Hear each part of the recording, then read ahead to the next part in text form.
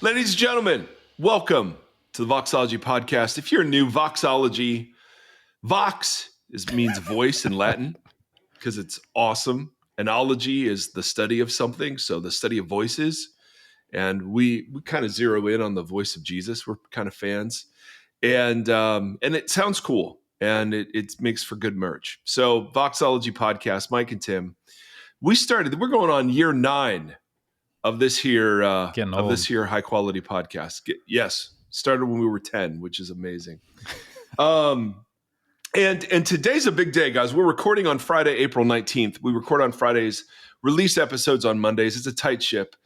But today is the music equivalent of the movie cultural event of Barbenheimer, where Barbie and Oppenheimer were released on the same day last summer. Today, Taylor Swift and the venerable rockers Pearl Jam have both released albums. Taylor's was unexpected. It's a double album, some sort of anthology of torturedness.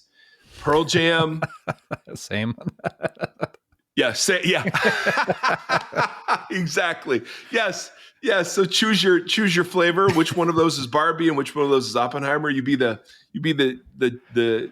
That's decider. Kind of funny, actually, if you think about it, because the Pearl Jam album is called Dark Matter and is dealing with all this kind of like fission, fusion, like, yes. So it is kind of like the Barbenheimer They're works pretty well, anthologies. actually. Anthologies of torture. Absolutely. Tim Stafford went and to an album release party in a movie theater where you got to listen through the album twice, once in the dark. Yep. Which is odd. And then once with a visualizer and lyrics. Yeah.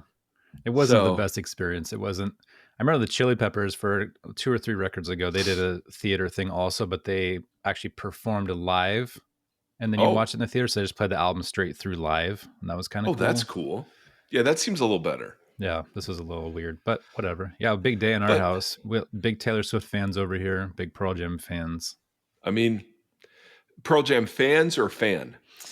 Great question. Where's Shauna on this? Okay. She's related, so I don't think it's never been that big of a deal for her. Yeah. There was, so one of the perks of being a, big time pastor back in the day is that there would be people who would just send you things out of, I don't know, just connection and joy and whatever else. And so there was one day I walk into my little office and there are about 5 or 6 CDs which were full of Pearl Jam outtakes and B-sides and like rehearsal like tapes. I mean, this stuff was the most obscure stuff.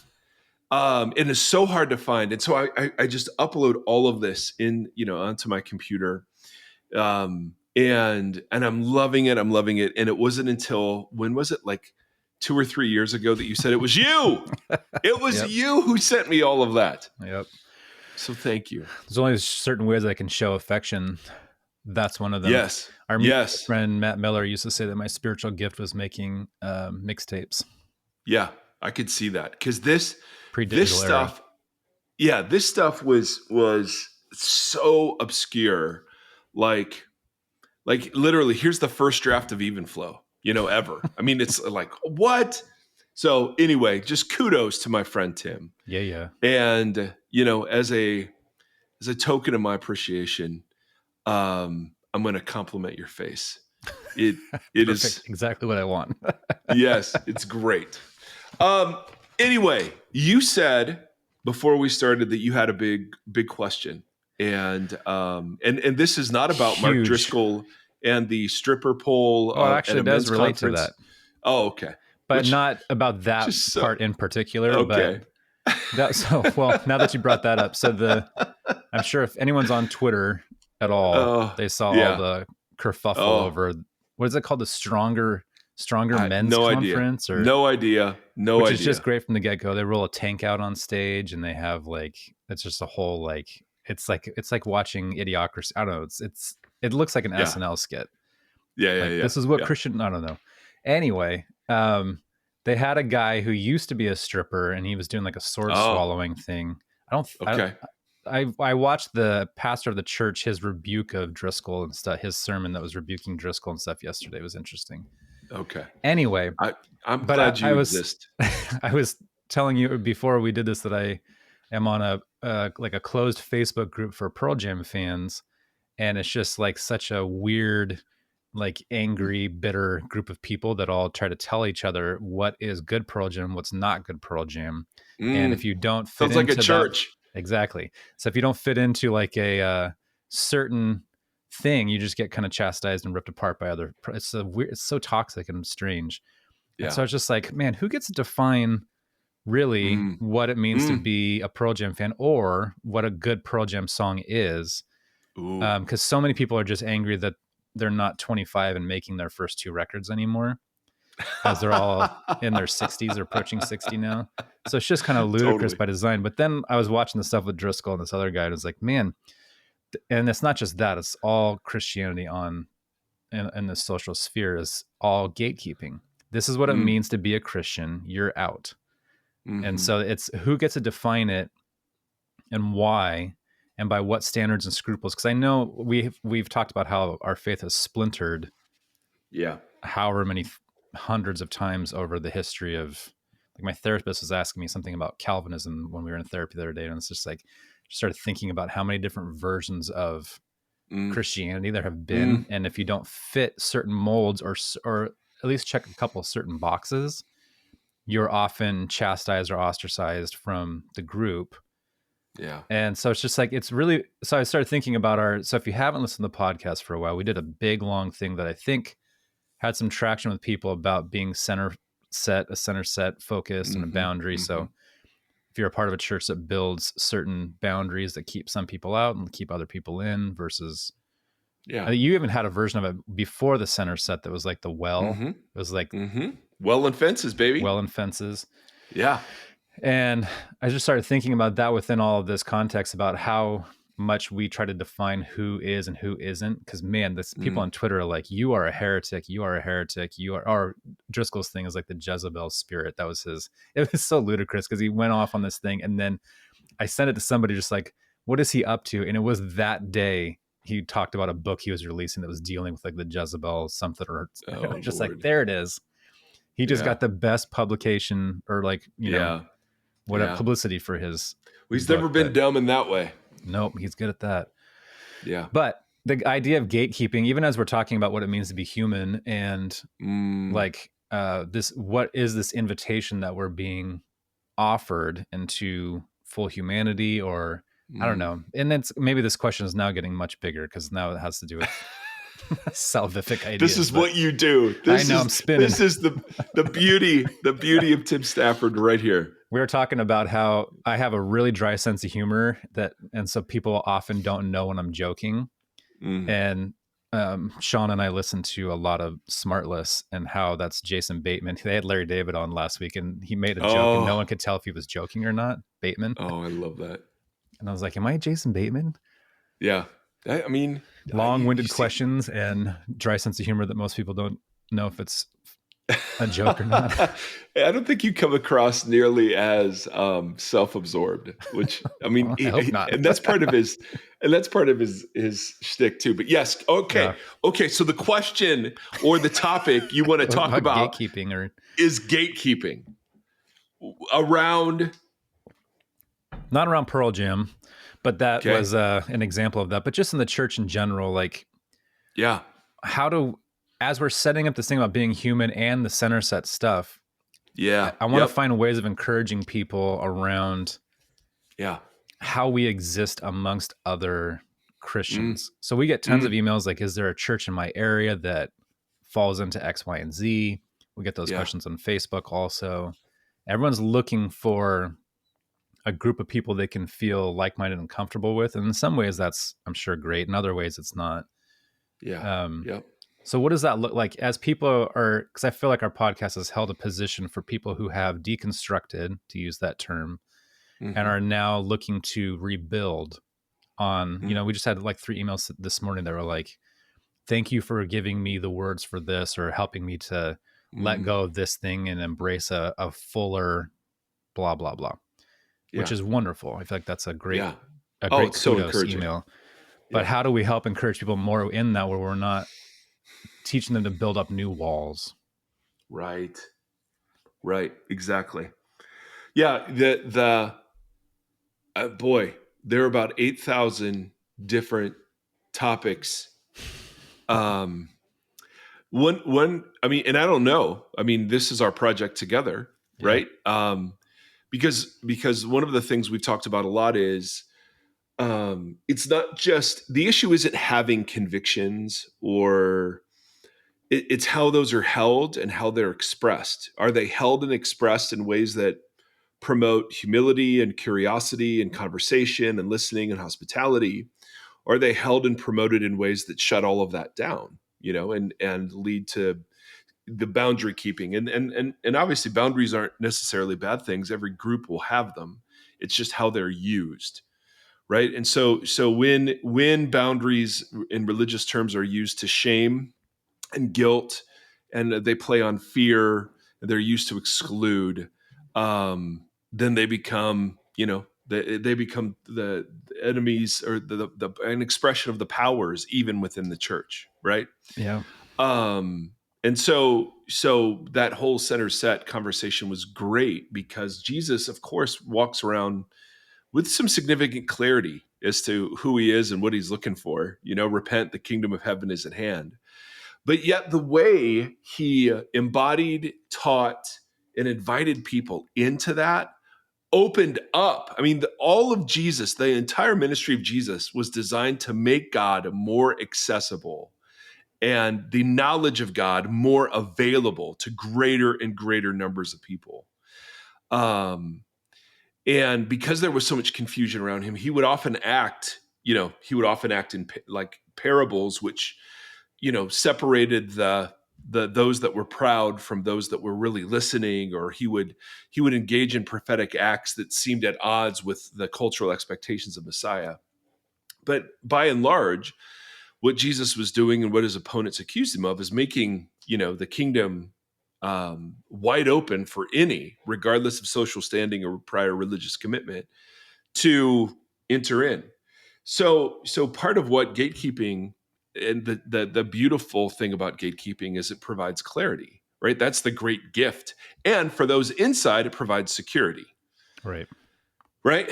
And so that has been the temptation. I mean, from the word go, the minute there was a people of God, it's been the temptation. Well, who's the true Israel, right? We have Israel, but who are the true ones? And part of what the Pharisee answer was back in the day was, hey, we're the true Israel. And the reason we know that is because we see that there's this authoritative tradition that comes from Moses. That's not the Torah. That's called the oral Torah, or our written traditions. And that gives us clarity in what it means to be actually pure. When the scripture says, hey, keep the Sabbath holy, don't work on it, our tradition says there are 39 different categories of what constitutes working, right? And all of that gets deployed so that we can tell who true Israel is from who's not true Israel, right? Yeah. And so, man, that has been, I mean, look at the earliest church conflicts. That was exactly what was at issue. You've got to be Jewish before you accept and receive and follow the Jewish Messiah. And here's Paul, the Jewish of all of them, more Jewish of all of them, saying, nope, you don't have to.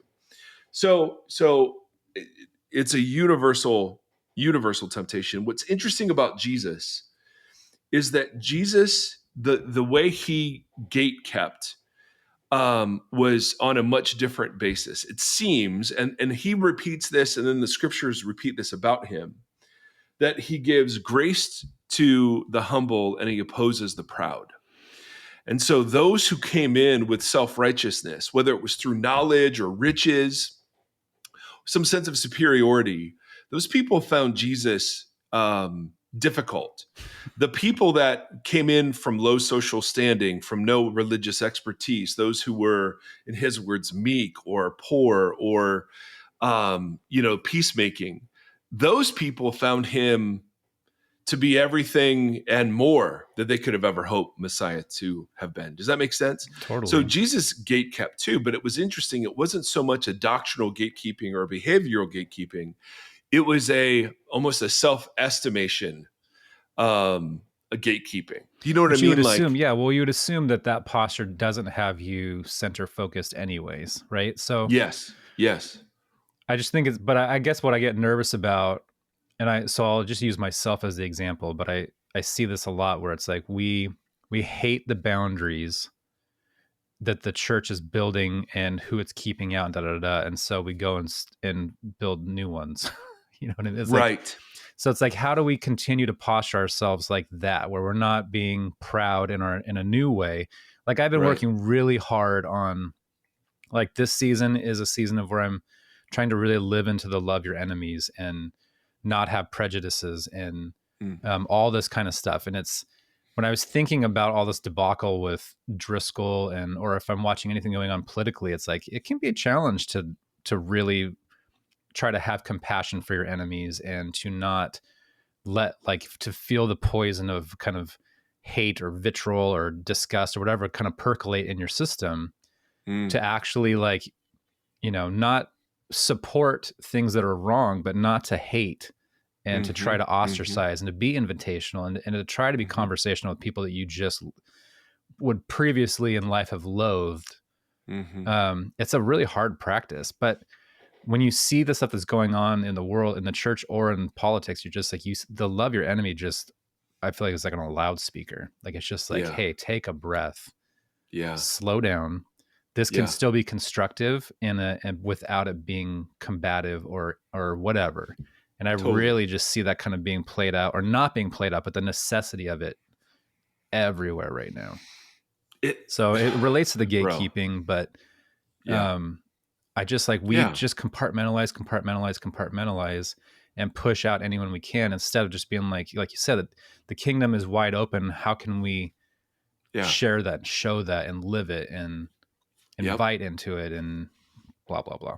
So, and there is a discernment, right? We've talked a lot about this. There's a healthy discernment where we discern between ways of living and acting or speaking that are aligned with the kingdom or not. But even that can be invitational.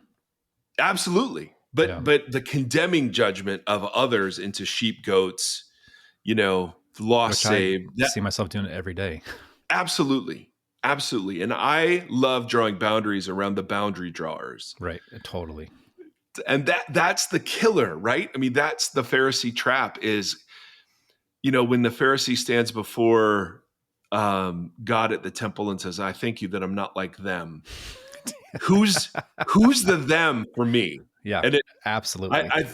I thank you that I'm not a Pharisee. That's what I want to say. And then I just, join them in becoming. That's why the log and spec thing is so critical to like this sort of practice, that whatever I've received from Jesus, I'm passing on. So I've received belonging before I actually had it all together. I received grace. That was grace, not just one time at the beginning when I was saved, but grace that has led me, and kindness that has led me into repentance. You know what I mean? Like, and so exactly that. Repentance, not out of fear, but out of grace, and which are so different.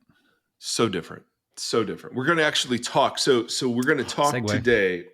We're going to see, you're just so genius. You don't even know it. Well, I just found preparing for Easter, I was very convicted on this stuff again, like by just my own study, like looking through things and just being like, it's like you get fed up with the boundaries that the church makes, and you want everybody to experience and be and see and hear.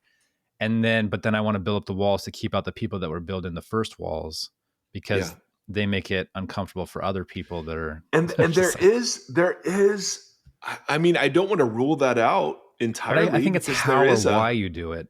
Yes. That's the killer point, because I do think, I mean, there are people who are not comfortable in our church because we're comfortable with other people being there. But you still want them to be there. Yeah, I mean, you'd want around a family dinner, right? You'd want the weird aunts and the the crazy nephews and you'd want all of that there. That's the idea. So yeah, I mean, I can't watch that sort of the episode you were describing, because it just fosters in me, because I do want to warn people away from that version of Jesus following, for sure. But whereas Jesus could call out people with like holy righteousness, I don't always feel as good doing that. But yeah, dude, that's so good. When we talk about this week and next week, we're going to talk about power, and there's a way of holding convictions that is invitational and promotes curiosity and humility. And there's a way of holding convictions that shuts all of that down. Nice. And so the issue isn't, hey, I mean, there are all sorts of things I believe, and I wish other people would believe them. Yeah.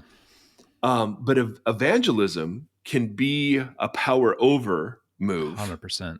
100%. Preaching can, worship can, church leadership can. So what we're talking about isn't necessarily having convictions, because it's not like you deconstruct convictions and then you just don't have any more convictions ever. Yeah. But part of what we're deconstructing is holding convictions a certain way and insisting that they be honored, valued, and respected, in our direction, while we don't provide that reciprocally, reciprocally, mutually, whatever words I was using there. So let's dive into Genesis, bro. Great job. Great job. On T Swift, on the day of T Swift's launch, here's our anthology of torturedness. By the end of this episode, my brain's just trying to put together Taylor Swift and Pearl Jam into a Barbenheimer kind of amalgam. Yes. Paler Jam. Paler Gift. Then God said, let us make humanity in our image, in our likeness, so they may rule over the fish of the sea, the birds of the sky, livestock, all the wild animals, over all the creatures that move along the ground. So then we get a poetic interlude. So God created humanity in his own image. In the image of God, he created them, male and female, he created them. God blessed them, said, be fruitful and increase in number, fill the earth, which that's actually a command given to other beings, and subdue it. And then the command to rule is repeated, rule over the fish of the sea, the birds of the sky. And the word rule here is literally the word to have dominion over, to dominate something. And so, and I don't mean to be tedious in unpacking what rule means, but last episode, or the episode before Gambas, we had to talk about why would the humans be called to have dominion over something? And the answer is because it was created good, not perfect. It was loaded with potential, and that potential was going to come bursting forth, but it could either be taken in directions that were God-honoring and promoted the flourishing of everyone, or in directions that, imaged the snake and were only honoring for a few. And so what it meant to be an image bearer, not the noun, is who we are. We are images. The verb, we can image many things. I can image the serpent into the world. I can image the American dream into the world. I can image the insults from my parents into the world, right? We can image the love and the heart of Jesus into the world. So what we're talking about now is the way image gets played out is through ruling and having dominion over. Obviously, the Bible is full of utter cautionary tales of the misuse of power all over the place. And this word rule and subdue, they've been employed to justify whether it's environmental practices, or whether that's in marriage relationships or whatever. They've been there's a view of power sitting behind the word rule and the word subdue that I think is very confusing for people. Yeah. Because we think power is just something that is and can either be used for good or bad. But there's a lot of scholarship, particularly recently, arguing that there's actually two kinds of power. that are at work in the world. And we want to explore this over the next couple of episodes. All right. So back to the text. To be created in the image means that we are a noun and that we verb image, right? So we image things. N.T. Wright has this beautiful picture of what it is to image something. It's like we're a mirror that's refracted. It's like we're pointed up. The sun hits us and then gets reflected into the creation. It's kind of like God's glory, God's love, God's creational purposes are reflected through the human to creation, and then creation's needs and praise and whatever gets reflected off the human back up to God. That's kind of the idea. And I always thought that was a really, really good picture. And the word rule presupposes ongoing activity. So it's not a one-time, it assumes, and this is where it ties into the word good, it assumes that this is an unfinished, never completed task that is ongoing for human beings, because it's not like creation slows down. Right. Anyone who's got grass in the Midwest right now, that stuff is growing. And it's not like it's not going to. So the invitation to rule isn't a one-time ruling. It is a continual subduing and filling and ruling that we're talking about here. So the world is good and ordered. It is full of potential, and we are invited to direct it. And the directing of it is the word rule. Now, the very key part of this, and this is the part you've brought up before, is the ruling of the human is modeled after and based on the ruling of God. And this is where we begin the idea that there are two definitions of power at work in the world. Because we can look at God and say, yeah, he just speaks the world into existence. He just has this sort of divine fiat command voice and things happen. But it's actually, I think, a little more sophisticated picture of the kind of power that God's exerting in doing this. So our rulership over creation is to model God's rulership over creation. And so it becomes important in Genesis how it is that God has created, how it is that God rests, how it is that God exercises power. So there's a guy named David Fitch, Fitch, related to Miles Finch from Elf. And he's got so dumb. And he's got a book out called Reckoning with Power. And it started, the book, it was okay. But by the end of it, man, that guy was sizzling. And it's a short read. And one of the key points he makes, and we're going to explore this more next episode, is that there are two forms of power at work in the world. It's not like there's just power that can be used for good or bad, but there are actually two different kinds of power in the world. One, he calls power over. This is power over can be expressed in 1,000 ways. Most brutally, it's expressed in military force.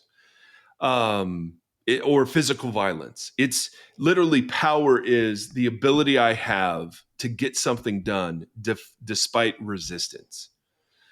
And so power over is the power of coercion, the power of violence, but it can also be the power of complicity in social systems and social settings. It's like, if you've ever been in a social situation where you don't want to stand out, there's a power at work there that's power over. It's the power of police officers. It's the power of physicians can be an expression of power over, right? There's an expertise that physicians have, or car mechanics. And we've all been in situations where someone knew more than we did and we felt like we were taken advantage of.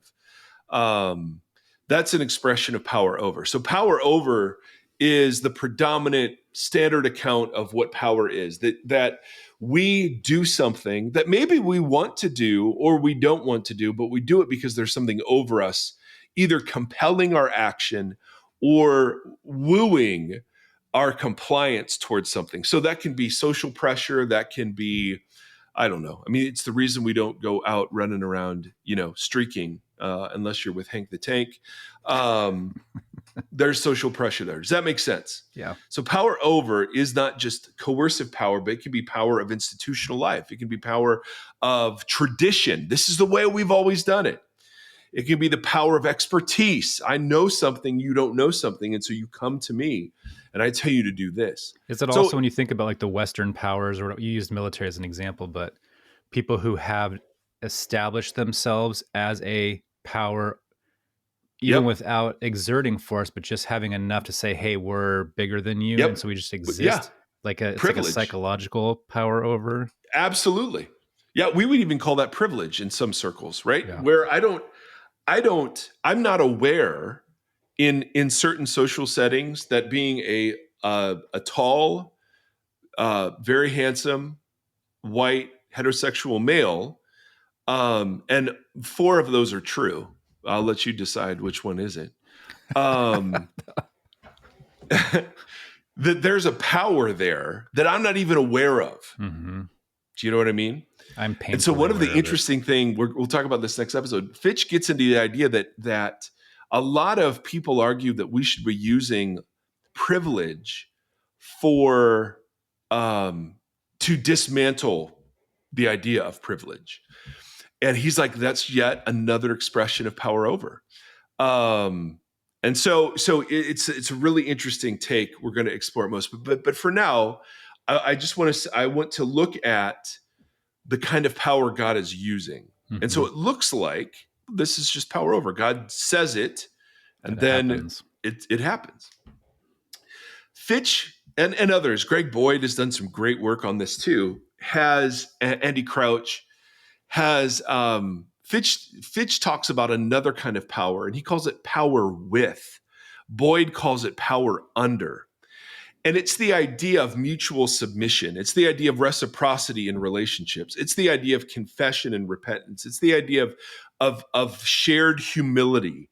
It's power that is at work when one person, when 2 people are like butting heads, and one person says that they are sorry first. There's something that's unleashed there. It's in a courtroom when the parents of a child that has been murdered forgive from the heart the offender who did this. That there's something there. It's the power when Jesus says, yeah, I could call down 72,000 angels, but I'm not gonna. You don't take my life, I give it. Like there's a power that's at work in the world there that's something real.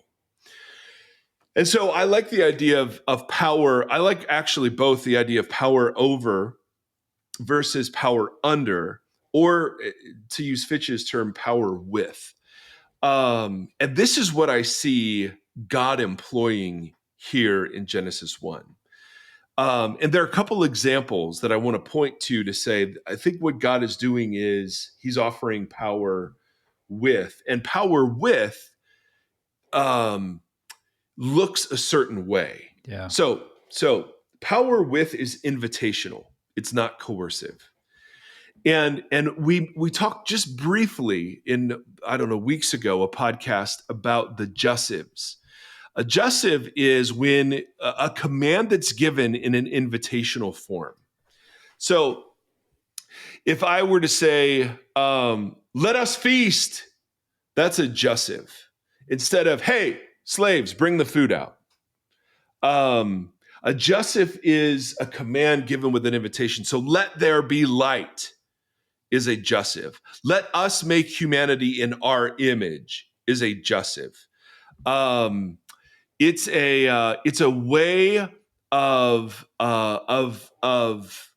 expressing desire, but it's through invitation. Does that make sense? It's not as strong. So let there be light. Would the non-jussive version of that be turn the lights on? Or like what's... Yes. Because it's more of a command than an invitation? Right. Yep. Okay. The command would be perhaps something like, hey, dingus, turn the lights on. Yeah. Hey, light. Now. Yeah, totally. Whereas the Jefferson, let there be light. And I know that seems like a very small, like verbal difference, but it's actually like there's a lot of hay that's made from the fact that the commands come this way. Let us make humanity in our image. I mean, I think maybe it might feel to the four descriptions that you just gave of yourself about being hetero, white, male, tall, and beautifully handsome. To have, like, I would imagine that hearing this is harder for people like you and I than it is for others, where others who have been marginalized or subjugated or have been power overed, or you know what I mean, like. And even though it feels like a slight difference, I imagine it sounds dramatically different to different demographics of people. Yes. And I mean, this is a point though. Like, I know it sounds small, but it's not small. Yeah. It is an expression of the royal, we, hey, let the feast begin, or let the feasting commence, or whatever. Like, I mean, you could hear a British monarch saying that or something. So there is a bit of that. Like, this is a royal plural kind of at work here too. But I've read some Jewish scholars who just, say that the kind of power that God is exercising here isn't the direct command power, but it's an invitational power that says to light that's now been created, come forth. The plants come forth out of the ground. Do you know what I mean? There's a step there. It's just not a direct, like, speech act. There's something else happening. Both of those are invitations into fullness too. Like, light, be your full, your everything that you can be. Plants. Yes. Yep. The other thing we see about how God creates, or how God uses power, is that God uses his power to create other things with power. So it's power with the humans. It's power. It's not power over them. Yeah. Yes, that's such a big deal. Yeah, like dictators don't share power, right? Because power over, I mean, that by necessity and definition, right? There has to be one or two at the top, and many. But power with gives power away. It shares it. And so the image that we get of God in Genesis 1 is of, hey, isn't my house cool? Don't you want to come in and live? Like, right. Of a God who wants to share his house, and a God who creates other things with power and influence in the world. I mean, plants have a certain form of power. And the humans, when they try to work over creation, as we'll see in Genesis 3 and following, creation doesn't participate. Yeah. But in the garden, they worked with creation. Does that make sense? And so the power of ruling isn't the power where we just command and things happen. It's the power of power distribution. It's power that gives away power. Does that make sense? It's power that cooperates with others who hold power. And so rule, for the humans to rule like God, already is being set up to look like invitation, to look like cooperation. God creates something that's not him and invites those things into the world. I mean, that's like, I don't know, that's sort of a staggering creational, and not to subjugate them, but to share in enjoyment and to share in authority. I mean, that's just not the picture of any other ancient Near Eastern portrait. And not only that, but the objects of his command, his jussive commands, are image bearers. Like, they have choice to disobey. Now, maybe the light doesn't, or the plants don't, but the rulers above and the rulers below certainly have that. Yeah. And so it's a power that cooperates, but it's a power that kind of gives away power and empowers. It's a power that humans are supposed to share between male and female, to share in plurality. One of the things we're going through in the church I'm a part of, we're teaching through the 7 woes that Jesus gives the Pharisees and scribes of the law in Matthew 23.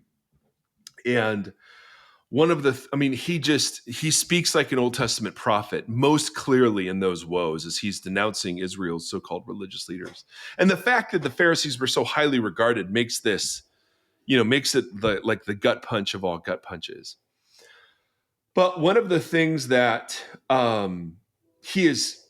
Jesus is saying to the community is, and it's fresh on my mind because we're going to be talking about it this weekend, is that the Pharisees love the seats of honor and to be greeted well in the marketplace. Totally. And they love to be first, and they expand their practices of piety to be bigger, so their phylacteries, the little boxes that held the scriptures, you were supposed to wear those at evening and morning prayer, but they would wear them all the time.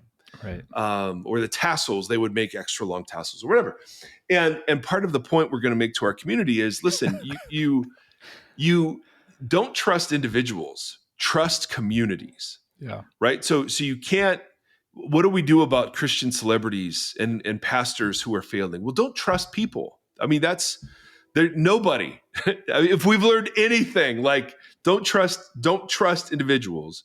We're not built to move unilaterally, or maybe we are not equipped to move unilaterally or in a solo space. Exactly. Yeah. But trust communities. And so we're going to be talking about mutuality, a community of mutuality, a community of plurality. Yeah. And this is power with. And so notice the rule command is given not just to the man and not just to the woman, right? Power over doesn't enter the picture until Genesis 3, right? He says to the wife, your desire will be for your husband and he will rule over you. And it's a different word, rule, that's used there. And so power over doesn't come in until 3. This is all power with. And power with is not hierarchical. It's male and female together, ruling, filling, subduing. Make sense? Yeah, Bono has this quote about his wife where he talks about, I don't look up to her, I don't look down to her, I look across to her. I love that. And that the Jewish sages would often talk about how when it says that God took a rib from the man to make the woman. Rib, the word that's used there in Hebrew is never used of an anatomical term. It's always used in architecture. It's the side of the tabernacle or part of the ark. It's an architecture word. It's not a anatomy word. And so they talk about that the one Adam, the human, was split because the woman came from the side of the man. And so it's exactly what Bono's saying. It's not, and they make this point. It's not, she didn't come from the head of the man so that she would run the show, or the feet of the man so that she would be under him. Yeah. From the side of the man so that they would walk together. Yeah. So power with is, you can already see the difference. It's power that empowers. Yeah. It's power that distributes authority. It's power in plurality. It's power that resists hierarchy. And this is what we're seeing in Genesis 1. When we're invited to rule, the model we're given for ruling, even if it were based on the Israelite monarchy, which some argue, even the Israelite monarchy had all sorts of strictures around it that were different from other ancient Near Eastern kings, so that the authority of the king was proscribed by prophets and priests and Yahweh himself. The biggest point Fitch makes about power with is the only way to practice power with is if you receive power, if you see yourself as receiving power under something. So I know these are I'm not explaining it well. But the humans in Genesis only exist because of God's power, right? So they don't have power. Their power is derivative. So they are under God's power, and because they're under a greater power than them, they can practice power with. as Yeah. opposed to people who think they're not under any other power, Right. and they practice power over. Does that make sense? Yeah. So It's kind of being gatekeeping. under, yeah, exactly. Yes. Yeah. And so what we have, and I don't know, man, I hope this is making sense. What we have in Genesis is the invitation to rule, but it's ruling not as an expression of power over, but as an expression of power with. Yeah. And that expression is invitational, it empowers, blah, blah, blah, blah, blah. Once we hit Genesis 3, now we have power over, and then it's almost nothing but power over. Forever, Right? It's like Cain murders his brother. And then Lamech in Genesis, 4 or 5 says, Cain murdered, but I've murdered more, and I will, and anyone who murders me will be avenged 77 times or whatever. And then you've got Noah, who in this weird way, there's this weird episode with Noah and drunkenness and some sort of sexual thing that happens. And then in Genesis 6, you have, the sons of God taking the daughters of men, and the earth is filled with violence. And then Genesis 11, the humans have power now to make bricks. And so they do that to build a tower. I mean, it's just over and over and over. And that's why when we get to like complementarian readings of male-female relationships, one of the objections I have to the idea that men are to make all the decisions and women are to respond is that just seems to be a codification of the power differential in the fall, not at all what God's ideal was. Yeah. And that the power, even if men were heads of the house, let's say they are, what kind of power does God give them? Yeah. And it is power with. It is power to empower.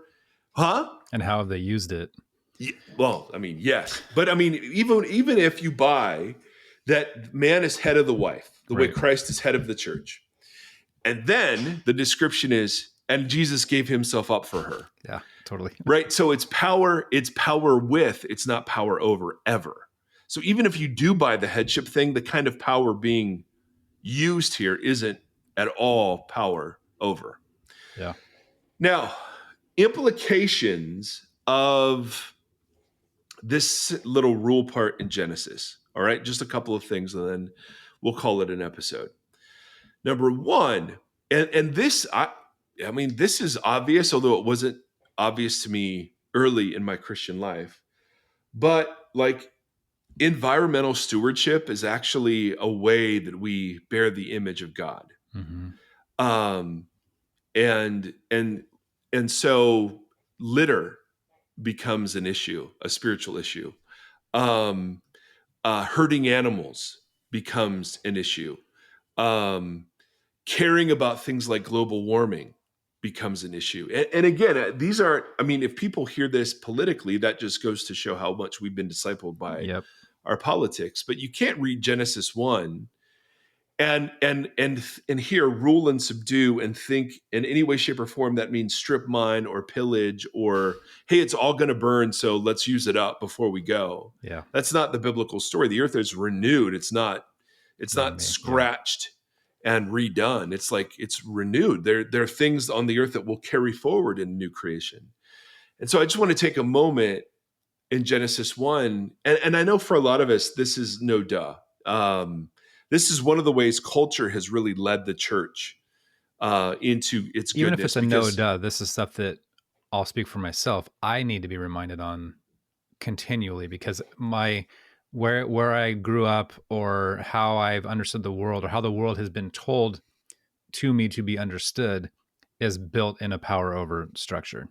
Totally. Even if it's not overt.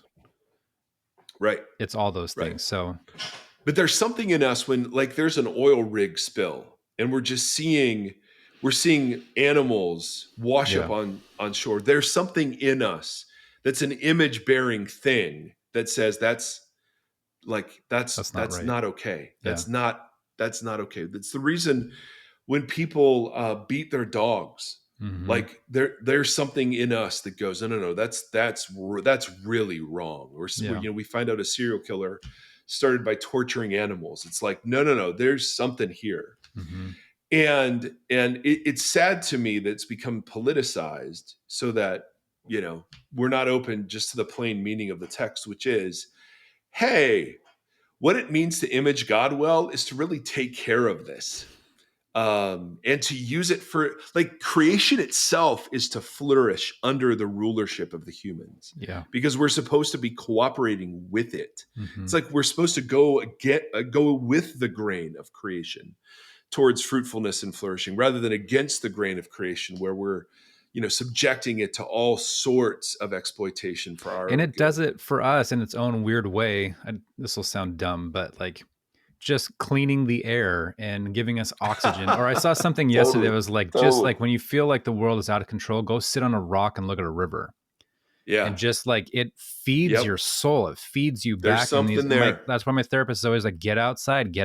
Or that's right. why I love that. Is it Patagonia or REI or one of them? It's like, instead of doing the Cyber or the Black Friday or whatever, the big shopping days, they're like, we're shutting down these days. Go outside. I love that. That's it. That's exactly it. There's something soulful about that. And that's why, you can go to Las Vegas, but then go stand at the Grand Canyon and tell me. Yeah, totally. You know what I mean? Like there's just, and so our churches need to foster that way of thinking, that if there are scientists saying, listen, there are, and because anytime there's an environmental issue, it will always affect the most vulnerable among us. 100%. Always. And man, I just think this is a Christian thing. This is not a political thing. That's reason alone. We were just talking about that in the classroom with like Hurricane Katrina and how a lot of that area exists below sea level. And that's why they have the levees. But when these hurricanes come, it floods like a bowl. And then a lot of us on the coast are like, well, why don't those people just move? It's like, because they can't afford it. Like it does. Climate and this stuff does affect the least of these more than it affects those of us who are living really well somewhere. Absolutely. So that alone, that point alone for why we should be paying attention amongst many, but just that one alone is reason enough to pay attention and be, how can I rectify this so that my neighbors are not drowning? Yeah. So to be fully human is to carry this out, to fill and rule and subdue in ways that go with the grain of creation. And the grain of creation is about the flourishing of other humans, and it's the flourishing of creation itself to the glory of God, to acknowledge, to sit and acknowledge how incredible the mind of God must be, to have created self-sustaining systems that clean the air and water the ground. And you know what I mean? And so when species go extinct, that's something to mourn. That's not a, that's not a point of pride. And I know, and I know most of our listeners, the vast majority of our listeners are already like, absolutely. But this has just been hijacked by politics, and it's a really profound theological point. Yeah, I think you're giving a theological framework for people that may have already felt this way, but don't have the theological framework to put it together in a way that it's like, this is what this is. And that's why when we read about a new heavens and new earth, and the word new there isn't the word for brand new, but it's the word for renew. Man, our language is so limited. It really is. It really is. That's a third or fourth word just in this podcast that you've said, like, well, it means this here, but it means this here, but it's the same word in English. I know. And it's true of every language, right? Every language has its own drawbacks, no question. The last thing I just want to draw attention to is something we drew attention to before, and it's just the idea that through naming all humans images of God, we've taken a phrase that was applied to kings and statues and temples and applied them to all of humanity equally. And again, and we get this question a lot. It's okay. The author of Genesis, or the community that wrote Genesis, however you see it, is riffing on archetypes and symbols and common stories of the ancient Near East. But the thing that jumps out at you is how different the stories, they'll just be something that turns. It's like, well, image of God. Yeah, that's a standard trope that meant idol statue applied to a king or applied to a god. But to say male and female, humanity itself is made in the image, is to take rulership and power that belonged only to kings and gods, and to now say it's the province of every human being ever. Yeah. I mean, that's like, again, sticks of dynamite in the ancient world that just still reverberate. You know what I mean? So, and to me, every other form of ethic, form of ethics comes from this 3-verse, let us make humanity in our own image and our likeness. Let them rule. That everything else, it's called theological anthropology. Everything else comes from that. Yeah. So Maybe what that's it means why the Bible to be starts human, there. it perhaps. So we're going to spend a little more time next episode on power over versus power with. Okay. Because Jesus, like we've got, so the thing that we're like most of us hate about what's happening in our world is that we see Christians arguing that we can use power over for good means. Yes. And the argument Fitch and others that we'll be making is you can't. Power over has a very limited function in God's good world, and that is only to preserve life. So stoplights and traffic tickets preserve life, but they don't redeem. They don't love. They can't forgive. They can't reconcile. Like power so the greatest tragedy, and I've fallen prey to this, is when Christians believe that that good people using power over is the way to bring about God's plan for the earth. Yes. That is the greatest tragedy when it comes to ruling. And so what Fitch and others are going to argue is that we have to eschew power over entirely and not ever succumb to the idea that if we just had better people in places where power over was exercised, the world would be better. Because we've tried that and it's not happened. It's the nature of power over that's the issue. It's not, man, these pastors are all narcissists. Well, that could be true. Or the pastoral cultures foster narcissism. That could be true. But it's also because we've embraced a non-human form of power. Yep. We were never meant to be like hierarchied above each other. No, there's something dehumanizing about that. We see that throughout all of history. Okay, can I ask 2 questions that are on this? Yes. One, always, is Jesus the example of power with and not power over, with how he came and did what he did? Just wait. And then, so when you're talking about creation and kind of acknowledging God's work and vastness and giving God glory and this kind of stuff, I started thinking about the conversations that we've had about worship and about how God's not necessarily sitting there being like, hey, praise me, praise me, praise me, but is looking for this more like participatory thing that helps edify and rebuild people. Is this somewhat similar to that as well, where it's like the way in which you worship God is by stewarding, is by ruling in this way? See, here's what it's gonna, here's the path, right? To be human means to live a life congruent with the purposes of and character of God in the world. That mode of entire living is called worship, and it leads to life. When we live a life that's not congruent with the purposes of character of God in the world, that whole mode of life is called idolatry, and it leads to death. And so absolutely, this has nothing to do with being religious. This is your mode of life is either. And this is where we even misunderstand what glory is. Right. God is glorified when his gifts are enjoyed.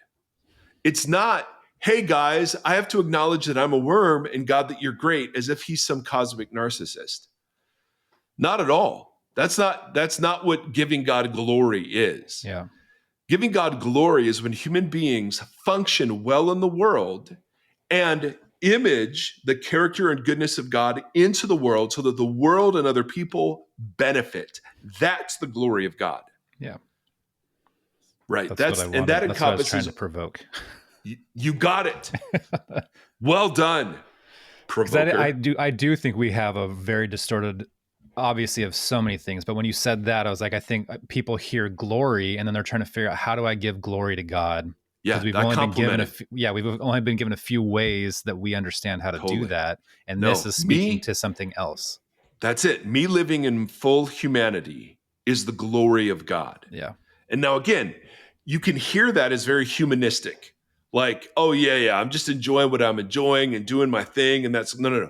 It's the harmony, the shalom between God, image, and creation. That whole synergy, when it's aligned and beautiful, that is the glory of God. Yeah, symmetry. That's a good word for that. Because the other version that you were mentioning is like the eat, drink, be merry, like just kind of indulge yourself. Right. And be as happy and joyful as you can, but that's in itself destructive and can be a power over and a few different ways. So it's very different. So this is where Fitch does some really great work, because he talks about how all of the subtle ways that Christians use power over and think it's okay because we're using it for Jesus. Yeah. Oof. So gross. Yep. So anyway, there'll be a lot there. Love it. Great job. Good stuff. Ladies and gentlemen, yep, we got a non-conference coming up. We're so excited about that. For those of you who support us on Patreon and Tidely, thank you. You make stuff like this possible. Literally. Like we have 18 folks coming from 60s to 20s from all over the country, and we could not be more excited about it. And so just thank you for your support. Thank you for tuning in. Thank you for giving us the great privilege of being a small part of your life. Thank you for your emails and your encouragement. It's just all wonderful. And the emails are really important, and I don't want people to be discouraged that there's no way we can reply to every one of them, but I'm pretty sure every one of them is read and thought over. Yeah. And yep, that's true. That's true. That's true. I don't know. I don't know how to live well with email. I've always... But I love it. We get the most random, thought-provoking questions in there, and they're just wonderful. I love it. I love picturing people pulling their car over, or like trying to hold on to some question while they're driving that they need to type out later. These doofuses, I cannot believe. Totally. Anyway, love you all. Thank you. Bye. Bye. Thank you for listening to this conversation. The Voxology Podcast is a 501c3 nonprofit organization that is made possible by listeners just like you. If you'd like to partner with us, you can do so at patreon.com/Voxology Podcast, or on Tidely, tithe.ly, search Voxology Podcast. You can interact with the hosts on Facebook /Voxology Podcast, or on Instagram at Voxology Podcast, and on Twitter or X, whatever it is, at Mike Erre. Thank you for walking this long road with us.